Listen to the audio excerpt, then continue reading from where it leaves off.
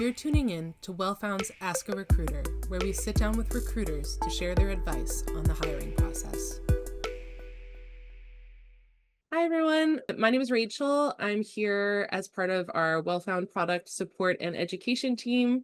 I'm really excited to have Emily Sutley here with us today. I'm going to give her a proper introduction in just a moment, but I'm going to let people roll in a little bit. Today's session is about the do's and don'ts of applying for GTM and business roles at high growth startups.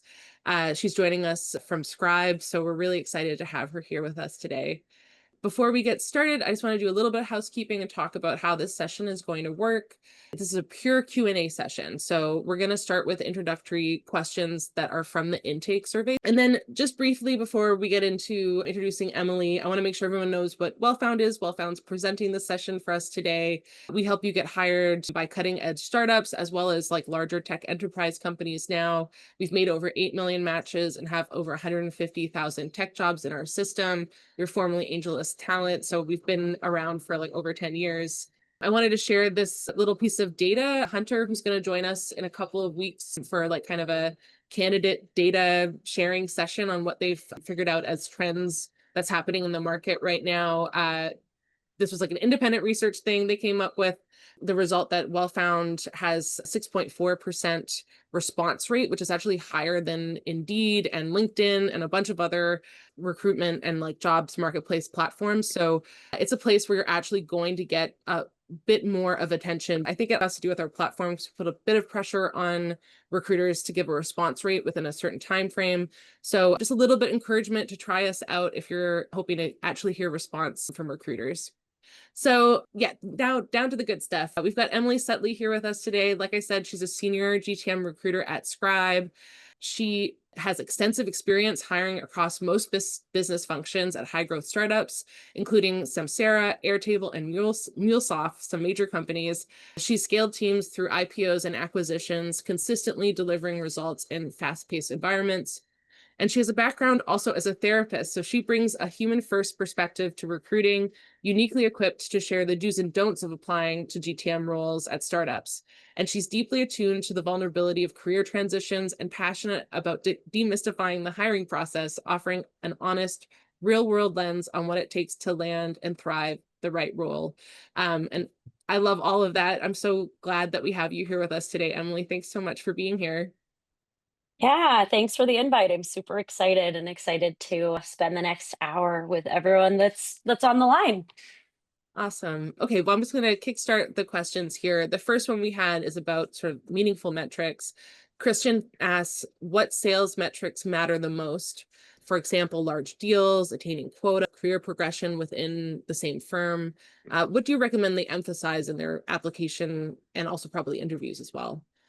Yeah, definitely. So I'll caveat this that when we think about go-to-market hiring, that is such a sort of broad phrase and can be very broad in definition depending on who we're talking to.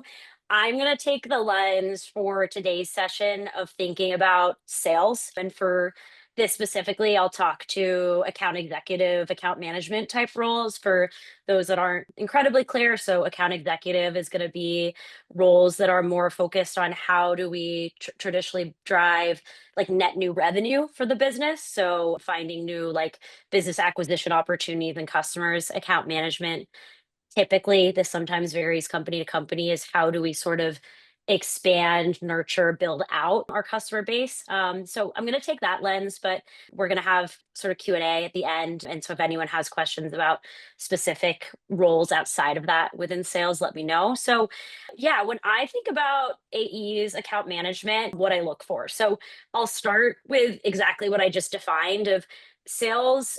Recruiters are really going to want to understand, hey, what is your scope as far as what is your book of business? And so when you have your book of business, this sometimes looks like what was your book of business when you started in a role? And then what was your book in business over time as you maintained that role? The reason I highlight that is a lot of the time we see in sales is that as someone has more tenure in a business, they might end up having more accounts that they sort of are doing relationship management or they're building over time.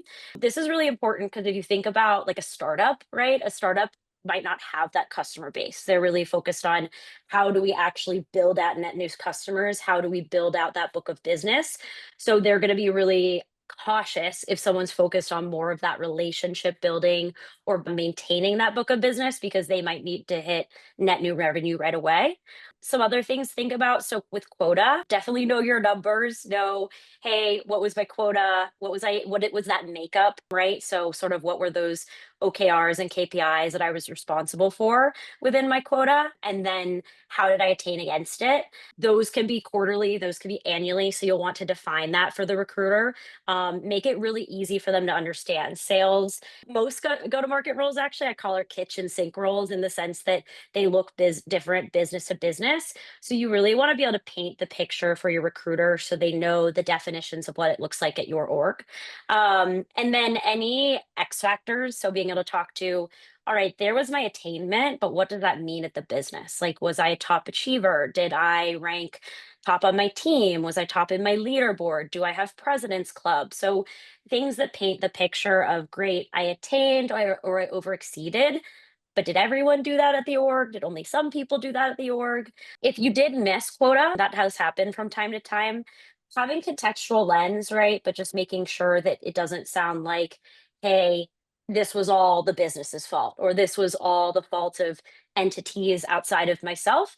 I do like to really push sales hires to own the controllables and be able to speak to, great, maybe I didn't hit quota, but how could I have over exceeded? And what would I do differently? The final things that I'd say we look for is understanding the size of your logos. So when you see maybe roles that are posted, some are SMB, mid-market, enterprise. Usually that means what is the size of account that I am selling into. So how many employees, being able to speak to some of those logos is really important and some of those anecdotes.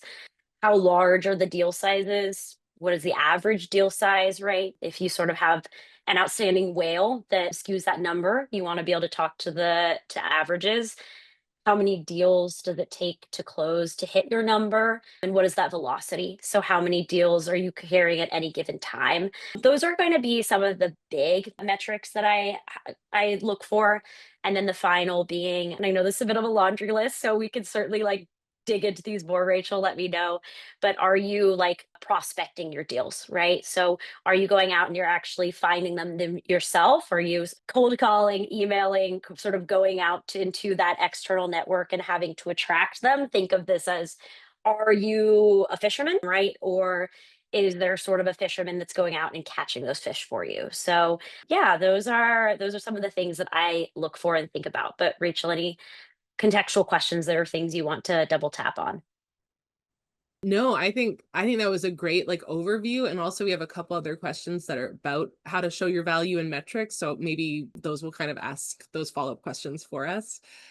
I think that was a great way of looking at how to paint your picture about what you're really good at using your metrics. Sounds like that's part of Mhm. focus there too. Actually, I think these ones are kind of related. So maybe we'll move on to Joseph's question, actually. So these are also about showing your value. He asked what kinds of metrics or outcomes matter the most in early stage go-to-market roles.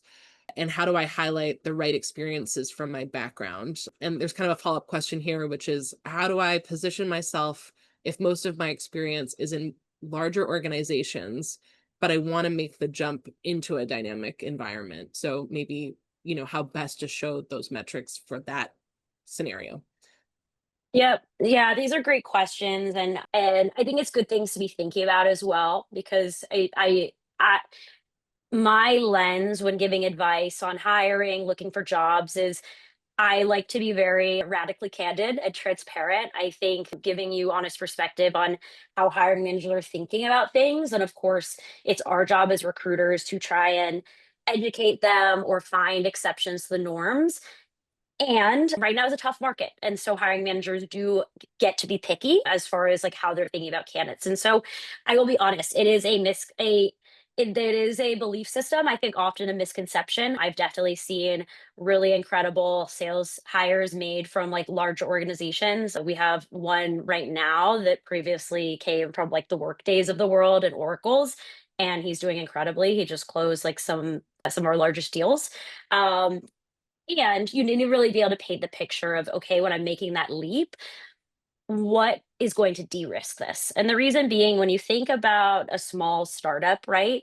And I'm going to speak to generalities, but something to know is that there's always exceptions to the norm depending on the org, the business. So you really want to understand, hey, where is this business out? What are they trying to solve with these hires? And what is the core value that they're trying to unlock? But most early stage startups, they don't have a lot of infrastructure. They don't have a lot of resource and support. So you're really having to wear multiple hats. They don't have a lot of process, and they don't have a lot of footprint or a playbook, right? So they're all trying to build that out. And so I think the concern, so I'll start to the second part of this is, hey, when I'm talking to someone from a larger organization, is that going to be a really big leap if suddenly they don't have a BDR that's doing their prospecting, or they don't have a sales engineer that's doing their demos, or maybe they work within some large organizations, they have almost like a team selling where you have a quarterback and lots of individual players. And so you want to think about knowing that hiring managers are going to fear those risks. How do I de-risk this? So highlight where you're going and you're really owning the entirety of the sales process from start to end. Where do you show that scrappiness? Sort of highlight metrics or processes and strategies of how you get your own accounts. Where maybe, like, if you're at a big organization with a big brand, showing instances where maybe you were closing lots of accounts where there wasn't a footprint, or you really had to uncover these opportunity where you couldn't just lean on the relationship or that brand recognition to get the deal closed. Instances where you've been really high agency, so maybe there aren't as many opportunities. I get it. I've worked in big organizations. I worked at Salesforce for a time, and hey, you don't have all the opportunities to build process. But instances where you could raise your hand and you could make a recommendation of suggestion or how we could do this differently, and you really spearheaded that, or instances where you found unique opportunities to kind of move the needle, are going to be the things that you want to highlight. I think the final thing just to highlight is, right, you're creating the narrative. So when they're asking about companies you're interviewing with, where you're looking, talking to why a startup, like why is that the focus? What about a startup appeals to you? If a recruiter starts hearing, well, I'm interviewing at this series B and I'm interviewing at this post public company, and it's all over the map, their spidey senses are going to start going of, ooh, this is a big risk. And their job, right, when working with hiring managers is to de-risk the hire. So you want to make that as easy as possible for them. Oh yeah, that makes so much sense. What a great answer. So I guess I'll just move on to Joe's question here. He says in high growth companies and startups, there's often a bias, whether spoken or unspoken, that favors younger candidates for GTM roles. For someone with deeper experience, what's the best way to position yourself so that your background is seen as an asset and not as a liability, especially when reporting to someone younger? Yeah, yeah, and I want to echo this. I and name it that I agree that bias exists. So I want you to feel very validated. And if you've seen it, if you've experienced it, it's unfortunate, right? It should not be a bias within, or it's going to be a bias, but unfortunately, it shouldn't be a bias that's driving hiring decision making. But it definitely exists. So I think the right, I'm all about how do we control the controllables. So knowing that that is a bias that exists, and then what can you own to try to sort of present your experience in the best way possible to get these opportunities. It's the same school of thought around larger organizations, if I'm honest. Of, I think the misconception sometimes is, hey, if someone is more senior in their career, if they've moved up the ladder, is, are they going to want to do the gritty grind work? Are they going to want to go out and hunt for all of their new deals and do hundreds of cold calls and emails and having to build out that footprint? So being able to highlight those anecdotes and experiences where, hey, I could have just stayed with my account list, but I actually went out and I hunted new opportunities. And right, I went and I did my own fishing. Instances, Scribe and a lot of startups, they're really big on this concept of like first principles thinking, right? Of, hey, how do you showcase your problem solving? And when you go about unique challenges or instances where you break it down and you actually understand what are the core problems that we're trying to solve, and what are the unique ways that we can go about solving this concept or this issue, right? So really showcasing that sort of anti-bias, which is, no, I don't just go with this is how it's always been done, or this is what, what others have always told me, but I'm someone who's very agile. I think on my feet, I come up with new solutions, and I'm going to be set up for success in a growing, changing organization. I think the final thing, though, in the spirit of that candidness to name, I've had instances where I've interviewed candidates that were more senior and they didn't get the role. And it had nothing to do with seniority as an age. What it came down to is sometimes hiring teams, they only have a budget for that role, or maybe they don't actually need the level 5 candidate and they're looking for level 4. And so, again, I think it's understanding your controllables and your uncontrollables. If your extra experience is not needed for the role, but you're really wanting to put your hat in the ring, it might be saying, okay, I know this is going to mean a pay cut, or I know that maybe some of these more advanced strategic skill sets that I have aren't actually necessary for the role. So you do have to meet the hiring team where they're at and recognize that there needs to be alignment between what you're seeking and what they can offer. And that's where you see the greatest alignment as far as making the hire. Awesome. And I love that radical transparency that you're having approaching these questions. I think it's really important to talk about it as it is, Awesome. So the next question we have is a little bit more of a simple one, but I think will be really helpful to everyone. Samir was asking how to find opportunities in the current environment. So like how to find these types of roles. Do you have any like Yeah, quick answers? Yeah. it's crazy time out there. I do want to like kind of sit where y'all are all sitting, that I was looking for jobs back in November. It was when I was transitioning back from being a therapist. And I was so overwhelmed at just the pace that the market is today with AI and, hiring, firing, pace picking up, slowing back down. So, and then I was looking again in March. So I just want everyone hopefully to be kind to yourselves around when finding new opportunities, that it's a hustle, it's a grind, and it sometimes feels like a full-time job. And to give you some like win opportunities. So I'm a big fan of automation.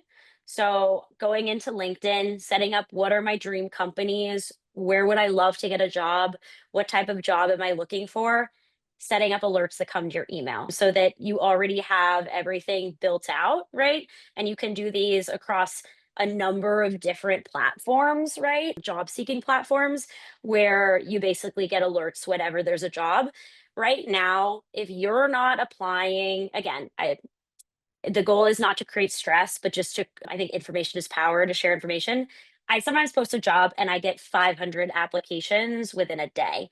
And so being one of those first that applying for roles and staying on top of job boards is really important. I think a second one that I started using in my last job search is following venture capital firms. So venture capital firms on every one of their websites will have their list of client or customers that are partner businesses that are within their sort of that they are partnering with and investing in. And they will have jobs that are posted. And so, fun fact, for some organizations where they get lots of inbounds, they will post explicitly on their VC job boards because they want to get folks that are really tracking those specific company orgs. And that's a great way too, if you start narrowing down what are themes that I like. Like some VCs only partner with healthcare companies or education companies. Some only partner with early stage. It's a great way to find jobs within that theme bucket that you're looking for.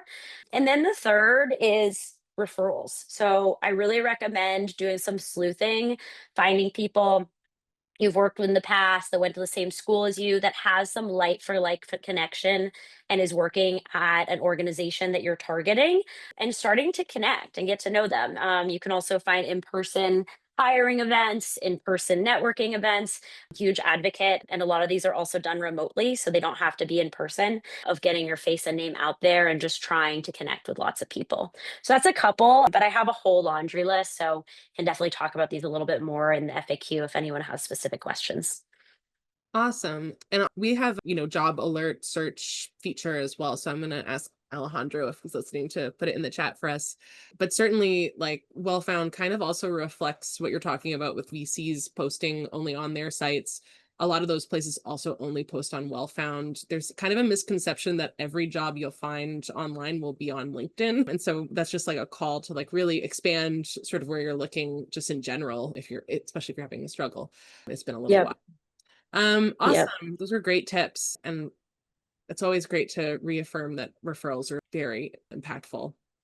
So Hmm. the next question that we have is from Chris, and it's also kind of a general question, but I'm really curious to hear your response.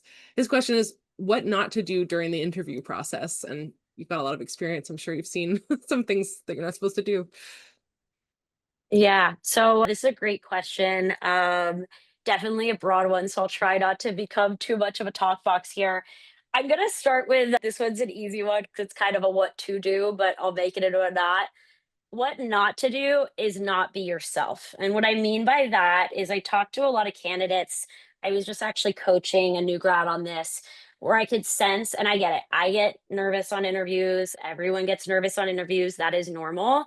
But we get in this mindset of, am I saying the right thing? Am I saying what they want me to say? Am I doing the right? And sometimes, right, we can psych ourselves so much that we become inauthentic or it's hard to reach your candidate to get to know them.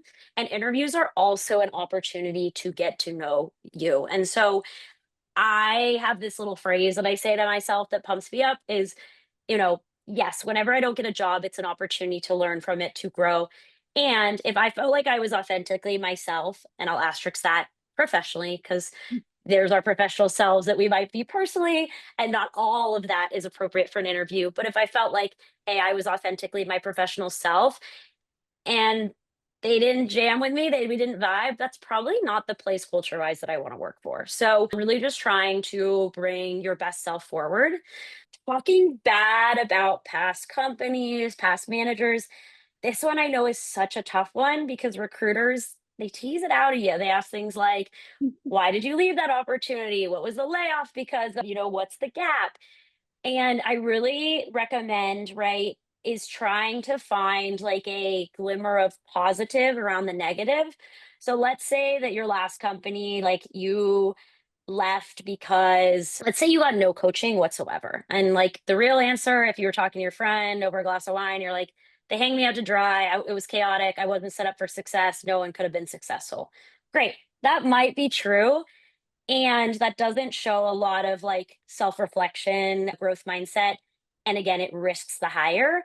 But you could turn that into a positive of, hey, from this last organization, I realized that I really thrive in environments where I have a little bit more structured onboarding, where there's clear 30, 60, 90, and my manager is deeply involved with sort of my developmental process, right? That sounds so different. And to me, I hear that and go, wow, this person's so self aware. So that's going to be really key. What else not to do? Don't ask questions. I think of an interview, right? It's two-way street. You're interviewing the interview as much as they're interviewing you. So if you come to the end and you get to that place of, hey, do you have any questions? And you say, no, I don't have any. That's such a missed opportunity. And that doesn't signal to me that you're actually really pursuing and excited about the opportunity.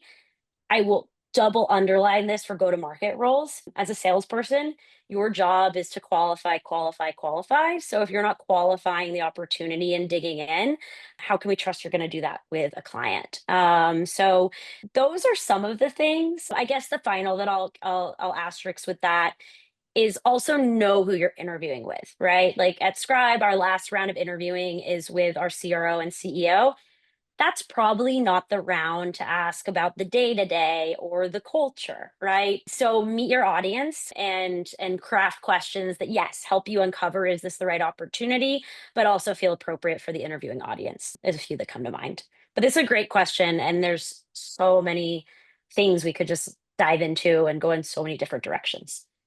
Oh yeah, those were great ones to start emphasizing for sure. We do have one related question that I'll just like sort of pivot to quickly, which is from Josh.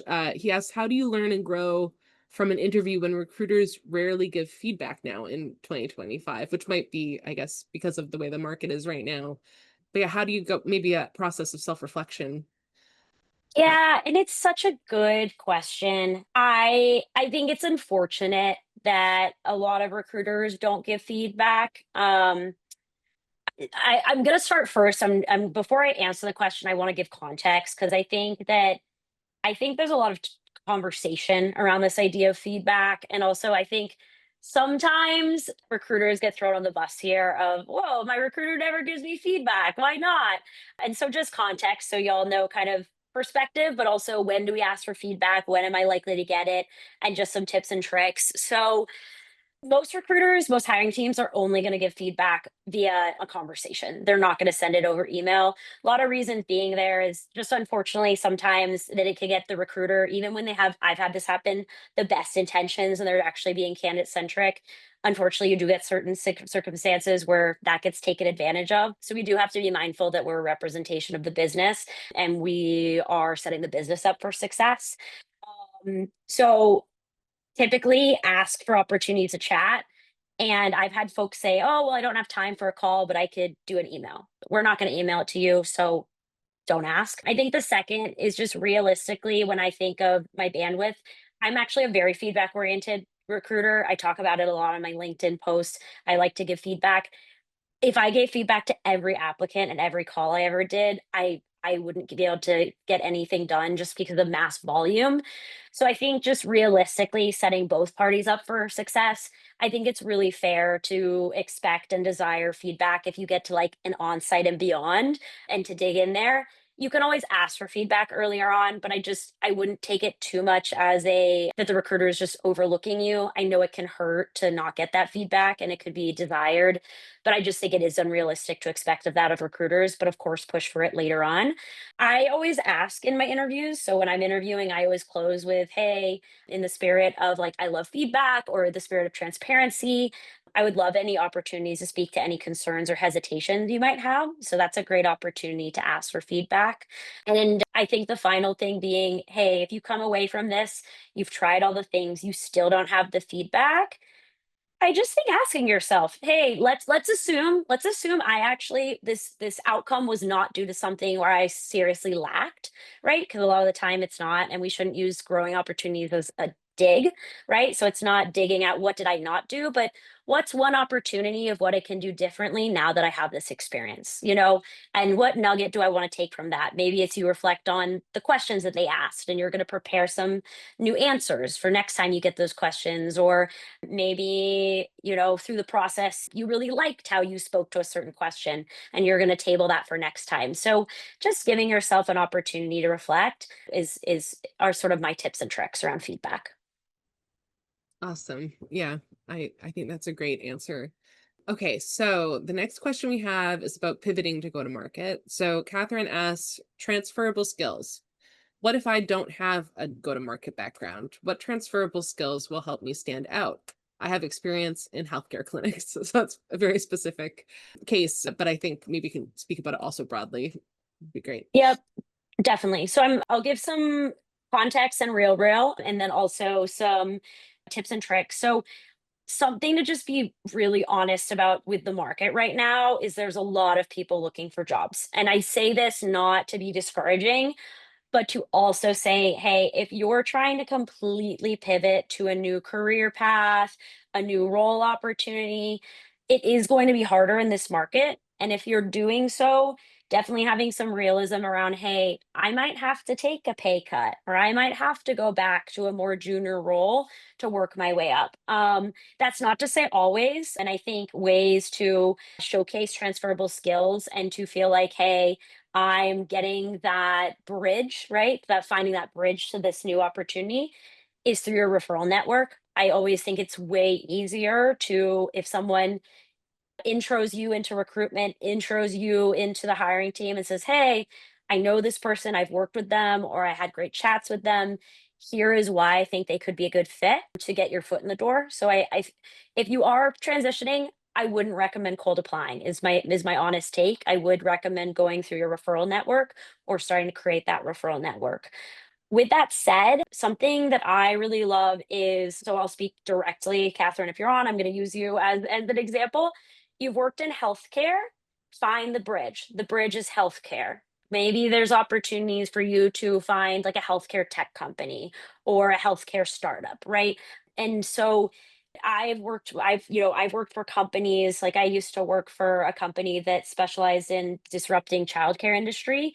They loved hiring past teachers because they thought, great, past teachers are at least going to know the industry. They're going to know our clientele. They're going to know who we work with so they can make the leap that way. So tell the narrative of how your industry experience, your transferable skills could actually be relevant. And also I'd say the final is find companies that also hire non-like for like background. If you start looking through and you realize, wow, actually a lot of their BDRs come from a very different background. Like a lot of our customer success team, we hire teachers and people that teach for America. Odds are then that's going to be an easier jump because they already are hiring for that background. So hope that helps. Awesome. I think that was a great answer. I think she is online, so maybe Catherine, let us know in the chat if you've got any follow-up questions. But wonderful tips there, and I love that call to sort of look at companies that have some overlap with your experience. I think that's really helpful. Okay, so the next questions we have are from Trip and Brian, and they're about standing out at high growth startups. So Trip's question, the first question here is how to present experience at established but slower growing companies to high growth startups without being labeled as not nimble or fast enough.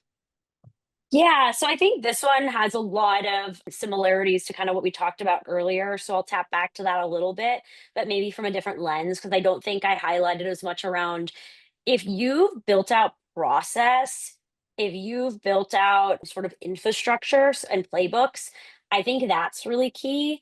And another idea that comes to mind. So I was actually just talking to a candidate for a role. Obviously, I won't name too much about their background just for privacy, but I pegged it wrong. I looked at the logo, I looked at where they were working, and my gut went, small fish, big pond, just, forming those hypotheses because this is a role that it's going to be a first time hire, that we're going to be building out the playbook, that they're going to be finding really big unlocks for us right now.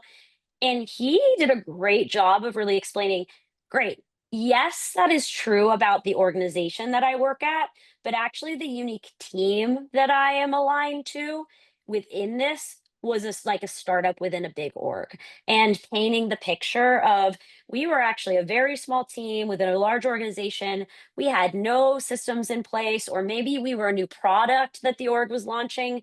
So really helping to think through, great. Where might a recruiter misconstrue this as a tying you to that bigger logo or that bigger land, and showcasing instances where you actually were a builder within a greater ecosystem? Awesome. And then Brian's question is a lot more general, but maybe you've just got like some sort of high level tips for people. And he just asks, how do you truly stand out amongst the other methods of standing out? So, like, what is the things that really stick out to you with candidates, I guess, right now? Yep. So I'll highlight a couple. So, and I'll think of this both from like before someone gets into our funnel. What I mean by funnel is like, hey, where are you at in the hiring process, to later on. Earlier on, I'd say the two that really stand out, well, three. Connecting to hiring managers if you can. I will name it that, right? Hiring managers tell me the rules, they tell me the sort of profile that we're looking for. And I usually work like 1 to 1.5 iterations from that because I want to be a bit broader. I've had instances where the hiring manager told me based on what I knew of the profile, I was a no. And then they went to the hiring manager and the hiring manager said, talk to them. So, and it led to a fun, cheeky conversation with the candidate. But I'm all for it. If you can create relationships with the hiring manager and you can create a most like a thoughtful, tailored message and you get on their radar, go for it. I think the second of really showing how you add value. I posted this a while back on my LinkedIn, so you can go peek at it. But I actually wasn't hired for Scribe the first time I interviewed. Not better. They had a really great candidate that got the job. She's a great mentor and friend now. So the second time, I like really wanted to get the job. And I thought, how do I stand out? And I didn't have to do a homework assignment because I'd already interviewed. So I created my own. I basically created my own sourcing challenge and I submitted to it. I don't know if that led to me getting the job, but I remember my husband, because I was worried. I said, "Oh, is this too extra?" And he said, "Well, which would feel worse if you did it and you didn't get the job and you felt maybe like a little embarrassed, or if you didn't do it and you didn't get the job and you felt you could have done more?" And the latter would have stung a lot more. So going kind of above and beyond and shooting your shot. And I think the final, I'm all for messaging people, but shoot your shot and you've got to be really customized. So don't reach out to me about a tech role. I don't do tech recruiting, but I get that. I don't really understand why I'm getting that message. And similarly, be human. I got one the other day that was phenomenal, and I took the call where, she was talking about outside lands because that just happened in San Francisco. She spoke to some of my posts. It was just really tailored. And for me, if you can do a great outbound message to me, I'm going to assume, hey, you can do a great outbound message to customers. So just being really taking your time. Less is more when it comes to messaging versus just casting a wide net. Awesome. Those are such good tips. And they're ones we haven't heard before too. So I'm really excited that you shared them with us. I'm Uh, glad. so I think this is our last one before the live questions. And it's a question we get a lot, and every recruiter has a different take on it. So I'm excited to hear yours, which is how much does writing a cover letter factor into decision making for a first round? And that question was from Bob. Yeah, and this one's tough because, yeah, I apologize out there to any recruiter who looks at me, I read every cover letter. So don't take my answer as gospel, but I have been hiring in hypergrowth startups for a while. I don't read cover letters. I, in fact, have taken cover letters off most of our applications because I think that there's just no time.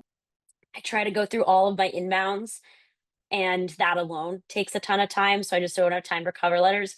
I suppose if you feel like, I really wanna do one, if you are transitioning careers, if you're trying to paint that narrative and help them understand the transferables, I think you're more likely to do it with a cover letter. I think in those instances, maybe it makes sense, but again, I'll just be honest, I don't read them. I just, truly don't have the time. Awesome. Okay, great. And it was different than other ones we've had. So I'm glad. Okay, so we've got live questions now. We don't have that many in the chat. So if anyone's got a question brewing, please put it in the chat. I'm going to open up just my window here so I can see if anybody decides to raise their hands. I really encourage people to speak out loud because I love hearing, just unique voices on these calls. So I'll read Michael's question first. Oh, unless Michael, do you want to read your question out loud? If you're here still? Sure, he is here still. Maybe he's one of those people who had to jump on a call. Let me see. Okay, I'm going to read it out. Michael asks, can you speak to hiring from non-sales led orgs, like folks with a background in growth and product marketing? Yeah, so this is when it can get a little bit more nuanced role to role. Like if you looked at my recruiter screen, I hire across all sales, marketing, and G&A right now. Every interview is different. So I don't want to get too niche, but I think the broader takeaway, regardless of role, is really getting a sense for where that business is at. And so part of that, right, you can uncover in a job. Part of that you can uncover, hey, if you're networking and you're trying to talk to people that work at the company, get that information. Hey, what's going on in the marketing org right now? How large is it? Like, what are the biggest pain points that keep the team up at night? What are they looking to solve? An earlier org, right, is going to have different challenges on the marketing front than they are later down the line. And so just really understanding, like, in the immediate 6 months to a year, what are they trying to solve with this hire? And being able to speak to that specifically. I think that also just gives you a sense of too, when you think about what's the right role and opportunity for you, is what kind of problems do you want to be solving? Like, I really like Scribes. Our people mission is to hire extraordinary people to do the best work of their career. And the first half, I always say to candidates, is we figure out in an interview process. The second half is on the candidate and really figuring out, like, what type of opportunity, like startups and scaling companies are no joke. They're a lot of work. is going to light my fire and where will I do my best work. And so working backwards from there about what are the problems and the challenges that I want to be solving. And that will help you figure out the stage and phase and the role as well, where you'll have that opportunity. Awesome. I don't have any more questions in the chat, which is something that's never happened before. But what I'll That's do, either a huge plus or a huge minus. I'm hopeful it's the I first. think it's a No, I'm plus. kidding. I'm We messing. we had more questions than we usually do, like kind of double questions. And also you were very thorough, which is amazing. I'm glad that you gave us such like whole answers. What I can do is if anyone, well, I see someone put on their screen, so maybe Lindsay has a question. Hi, Thanks I for have a being brave, question. Lindsay. Yeah, of course. What I've been talking to a lot of people that have recently got jobs, and they've been recommending using AI tools to help match your resume to the job posting. Because a lot of the tools that recruiters are using AI to kind of filter when you get 500 applications in, which totally makes sense. Mhm. What are your recommendations or expectations around using tools like that? Partially, that's the first part of the question is like using AI tools. And the second is around just like, do you recommend tailoring your resume to every specific job that you're applying to? Yep, this is a great question. I saw this a lot in the questions that came up. So I'm going to do my best to speak to it. Let me asterisk before I speak to any of this. I'm sure as far as all of the candidates are experiencing, we're experiencing as recruiters, AI is moving so fast that it's like a chicken with my head cut off sometimes of trying to track what are the trends, what's suggested, what's not, what are the tools even doing. So I will speak to my best guess and I do try to stay informed. Like I'm on networking groups, I go to AI chats, etc. But knowing that I would definitely keep up to speed on these things and go to trainings, things like that. But um misconception number one, recruiters don't review inbounds or that it's just a bot reviewing them. Not true. We do, and this will speak to like how to think about your question. We have within our ATSs, and it depends on the ATS as well. Some have this functionality, some don't. We can position like requirements that we look for, but we have to be the one who is toggling those requirements. We have to be the one who reviews who meets those requirements and not. We define those requirements, and then we also ultimately review or decline a candidate. So it's not like you're just going to the system and a person is not engaging with your application. As far you are correct that those toggles and the goal of these toggles, to speak genuinely, is so that people can actually review their inbounds. That's something I'm trying to push at Scribe, where we have so many inbounds and we don't have time to review them all. So we want to review your applications. So we use AI as our friend, and AI helps me to be able to find folks that are again within maybe 2 to 3 iterations away from our North Star candidate. So I agree that yes, using AI to help with terminology or specific words, etc. I'm an advocate of that. What I'm not an advocate of is using AI to get through the application because a recruiter is going to be able to see through that and see through, hey, is this just a bunch of really glamorous words? And, AI has essentially, gotten you through the application stage. You ultimately have to land an interview. So being authentic with your applications and also like you doing 75% of the work of you thinking through, great, I've read the JD, I understand what they're trying to solve for, I understand what they're trying to do from this hire. Do I actually have this experience or these transferables? Great. Now let's partner with AI on how we capture the verbiage to stand out. But I'm not a fan of when people are just like using AI to mass apply or just trying to get their foot in the door and they're not being intentional with the tool. Because then it's becoming AI versus AI, which is a hot mess. And I don't love that either. Great question. Thank you Yeah, again for being brave. yeah, thank you so much for answering it so well. Awesome. Yeah, it's a question we keep getting, and also the AI tools are really advancing quickly. So like they're better at inferring some information now, which is probably for the best, that maybe there'll be less of a need to personalize every single resume and maybe be able to actually pick up on how you match without it being exact keyword matches. Really looking forward to when that happens. We already have a tool and Wellfound AI that's on the recruiter end that is sort of like a smart criteria tool that allows it to do that, to kind of pick up on, candidates who maybe didn't do that extra legwork or didn't have that time to match every single keyword in the job description or whatever. So some things to look forward to. You've got a hi Emily from Alan in the chat. Yeah, hi, Alan. I saw you. Quick plug, Alan is a phenomenal tech recruiter. So if any of y'all were like, hey, I'm in tech, but I wanted to hear about go-to-market, he's the guy to talk to. I know nothing about it, but he is the best. Plus, you follow him on LinkedIn. He has great puns and jokes that make me LOL. Oh, awesome. Nice to meet you, Alan. I'm glad you're here. Yeah, does anyone else have any questions? I'm just gonna take a little teacher-esque pause to see if anyone else wants to jump in to live speaking their question out loud.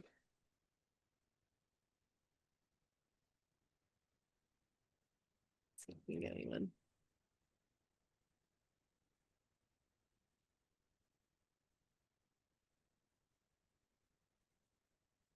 Okay, I guess not. So what I'll do is oh wait, I've got Joanna. You've got a hand up. Awesome. Thanks, Joanna. Yeah, I'm wondering, it's interesting that Emily, you were like a former therapist. Just kind of wondering from a psychological point of view, how do you stay motivated during a job search? Because at times it can be, a little demotivating. That's all. Yeah, I totally get that. I feel like I keep plugging my LinkedIn, not for this perspective of like, go follow me, but honestly, like I talk about this a lot where when I was applying for jobs, I had a panic attack in an interview. I like had total imposter syndrome. I've experienced a lot of it. So I do want to validate that like interviewing is just hard because you got the stress of yeah, the pressure to find your next opportunity, the pressure of feeling like, hey, I'm sort of putting myself out there to be like evaluated by others, eh, recruitment, ghosting, you name it. There's just so much. I think again, like really, I think first, like having your tribe or having your people. So if there's anyone that you could talk to or connect with, like maybe that's also looking for opportunities or finding network groups, etc. I've been trying to just create that in my little corner of the internet of just having a community because it is quite hard. I think again, controlling your controllables. So that's really all you can do, right? And just every instance, if you find like that little voice in your head is sort of putting you down or saying like, this is a you thing, knowing a lot of the time it's not a you thing. There's so much going on behind the scenes. And hey, maybe if it is a you thing, like don't look at it as this is something that I'm lacking, but this is an opportunity to grow. I'm really big on, I'm going to plug it, The Happiness Trap. It's a book that I just adore. I won't go into everything behind the scenes on what it's about, but it's just this idea of that like life brings us highs and it brings us lows, and there's so many things outside of life that are out of our control. So really one of the only two things we can have is like honoring those feelings. And so like I will create space for that of honoring the feelings that an interview process brings up so much. And so like that's very normal and validating that. But I think the second piece is like knowing what your values are and sticking to those. And so like for me, I'm pretty growth mindseted. So it's like, hey, in these interviews, it's just like, what do I learn from or how can I grow? And I'm very community oriented. So I used interviewing as an opportunity to like folks such as Alan was someone that I reached out to and said, hey, I'm back on the market. Like, what do you think? And just using it as an opportunity to reconnect. So those are some of my things, but just continue to be kind to yourself, like give yourself breaks, listen to yourself when you need like a moment. It can be so easy to feel like I need to push and push and push and use every moment of the day to find that next job, but it's just hard. So I feel yeah, and I hope that helps. Yes, it helped a lot. Thank you so much. Yeah.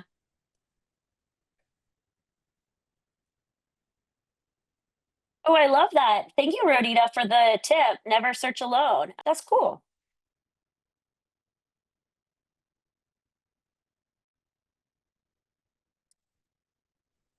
I We have realize. like 2 or 3 more minutes if anyone's got one. I know I'm a fast talker too, so truly, if anything's like, "Hey, you said that thing and it didn't really make sense," or "You talked really fast," happy to go back to anything I talked about.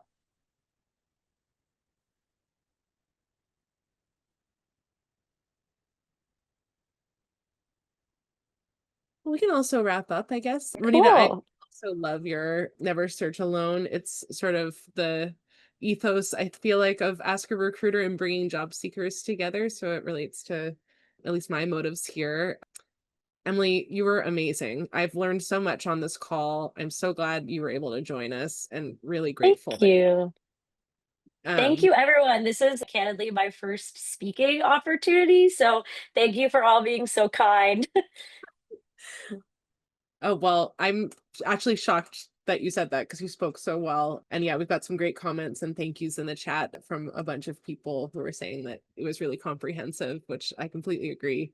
So before I say goodbye to everybody, I also want to point out a couple of resources. One is I'm going to send a recording to you in like a follow-up email. So like watch out for it. That way, if there's something you want to revisit that Emily said, because she had so many great tips, you can rewatch it. But I'll also send just some other tips in that email as well. And then in the spirit of not searching alone, we also have a Discord community that's been growing recently, which is mostly job seekers right now, but recruiters are welcome to join as well. Alejandro's going to put that in the chat. It looks like he just did. So if you want to join us, if you have any other questions that come up for you, I'm usually in there. We also have a channel that is called Profile Level Up. So if you want to run your application, or if there is a mandatory cover letter for a job or like some sort of asset, and just get some like peer review feedback from other people searching for jobs, I highly recommend using that. I think it's really helpful. And I also personally try to chime in for everyone who posts in there. So that's just a little community resource for you. Then also Alejandro is going to post in the chat our survey. We thank you so much for joining us. These sessions are really invigorating for us and also informative for us to hear what candidate struggles are. If you have any like requests even for Ask a Recruiter sessions that would be really helpful for you, that's an opportunity to give me some feedback, but also to include your email if you want to join us again. And then not this week, but coming up in September will be that Hunter. Sam Wright is joining us to talk about like current trends and like sort of the data-driven insights of what really makes an impact when you're sending out applications as job seekers. So that one I think is going to be really interesting. So if you sign up for the survey, you can be sure to be on the invitation list for that one as well. But that is it. Thank you so much all for joining us. Thank you again, Emily. I'm so glad that you could come, and I hope this was a positive experience. It definitely was for me. Of course. Thank you. Thanks, everyone. I had a blast. Awesome. Okay, I hope to see some of you again and have a really great rest of the week. Bye, y'all. Thank you. Ready to find your next role or discover top talent? Visit us at wellfound.com.